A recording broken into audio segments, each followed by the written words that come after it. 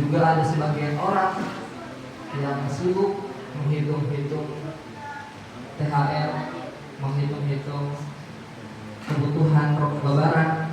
Ada yang berbelanja di mall, di pasar, di pinggir-pinggir jalan raya. Dan yang perlu kita renungi adalah kita di bagian mana? Apakah kita di bagian orang yang fokus untuk beribadah atau fokus untuk belanja? Tidak salah untuk belanja. Maka yang paling kita ketahui, perkara mana yang harus kita prioritaskan? Apakah kita memprioritaskan akhirat atau dunia? Karena kita pasti menginginkan masuk surga. Tidak ada yang tidak ingin masuk surga. Maka yang paling penting adalah isi hari-hari kita, waktu kita untuk amal ibadah kita. Dan di akhir Ramadan ini kita berlomba-lomba untuk menunaikan zakat fitrah, berinfak sedekah dengan harta yang kita punya, yang kita wajibkan untuk berinfak bagi orang yang membutuhkan.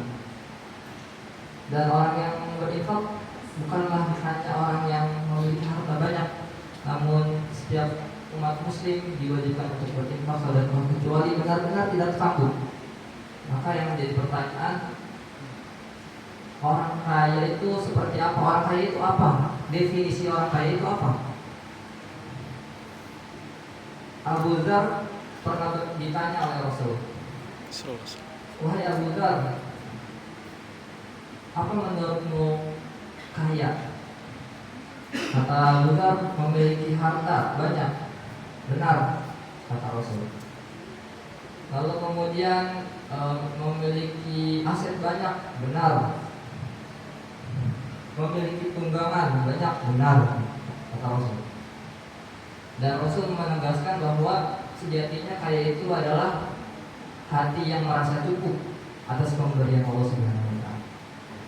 Dalam hadis lain, laisal ghina an kasratil ard walakinnal ghina ghinan nafs. Kaya itu bukan orang yang memiliki harta banyak, orang yang memiliki tanah yang luas, bukan yang memiliki aset yang banyak, juga bukan yang memiliki jabatan yang tinggi, popularitas yang hebat, tapi walakinnal ghina ghinan nafs. Orang kaya adalah orang yang hatinya merasa cukup atas pemberian Allah Subhanahu wa taala. Kenapa disebut orang kaya adalah hati yang merasa cukup? Karena betapa banyak orang yang kaya tapi masih tetap korupsi. Korupsi kuota haji. Apakah itu disebut kaya? Tidak. Karena hatinya masih serakah, rakus. Itu salah satu saja. Mungkin banyak lagi. Tapi intinya yang kaya itu bukan dilihat dari berapa banyak hartanya, tapi hati yang harus cukup. Kalau misalkan bahagia diukur karena banyak harta, Allah nggak adil dong ketika kita melihat ada sebagian orang yang mohon maaf hartanya kurang, dia tidak bisa bahagia. Tapi betapa banyak orang yang memiliki harta yang kurang, tapi dia bisa bahagia. Dia bisa memberi. Justru bahagia adalah ketika dia bisa memberi dan membantu orang yang membutuhkan. Dia berinfak sedekah, zakat untuk orang yang membutuhkan. Maka itu hakikat kaya. Dia mensyukuri nikmat yang dia miliki. Dengan mensyukuri dia mengamalkan dan dia mensedekahkan harta dia untuk orang yang membutuhkan. Itu ketika dia melihat orang itu bahagia, orang lain bahagia, dia akan ikut bahagia. Itu hakikat kaya. Lalu kita yang berpikir apakah mencari dunia itu bagus? Bagus. Wabtaghi fima ataqallahu darul akhirah wa la tansa nasibaka minad dunya. Ya.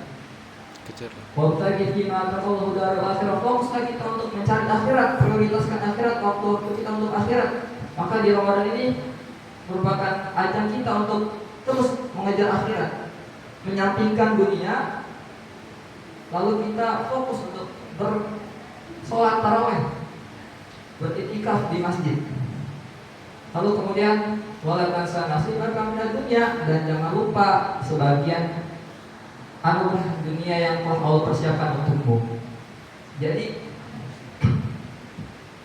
kita bukan gak boleh mencari dunia, tapi prioritas mana yang harus kita utamakan. Karena rumusnya itu ketika kita mengajar akhirat, insya Allah dunia akan mengikuti kita, rezeki akan lancar. Jika kita fokus hanya visi kita hanya untuk dunia, maka sudah pasti akhirat akan meninggalkan kita. Kita fokus mencari duit pagi, siang, sore, malam, lupa sama Allah. Maka itu yang paling penting. Jangan sampai kita lalai terhadap akhirat hingga fokus terhadap dunia. Bahkan Rasulullah pun mengibaratkan dunia itu seperti ketika kita berada di pinggir laut, kita celupkan jari kita, kemudian kita angkat, tetes-tetes air itulah dunia. Maka dunia itu gak ada artinya. Paman hayatud dunia illa mata'ul ghurur. Sesungguhnya dunia itu hanyalah kesenangan yang nipu. Jadi orang yang mengejar dunia itu sejatinya dia tertipu. Karena kesenangan itu terdapat di dunia saja, dan kebahagiaan hakiki terhadap di akhirat, terdapat di akhirat, terdapat di surganya. Kesenangan itu hanya sementara, bahagia itu selamanya. Maka banyak orang yang berpikir bagaimana kita hidup enak hingga kita lupa mati enak. Bagaimana kita hidup bergelimangan harta tapi lupa bagaimana kita membawa bekal hingga nanti kita menuju Allah dengan amal yang banyak. Mungkin itu saja yang dapat saya sampaikan. Kurang lebihnya mohon maaf. Wassalamualaikum warahmatullahi wabarakatuh.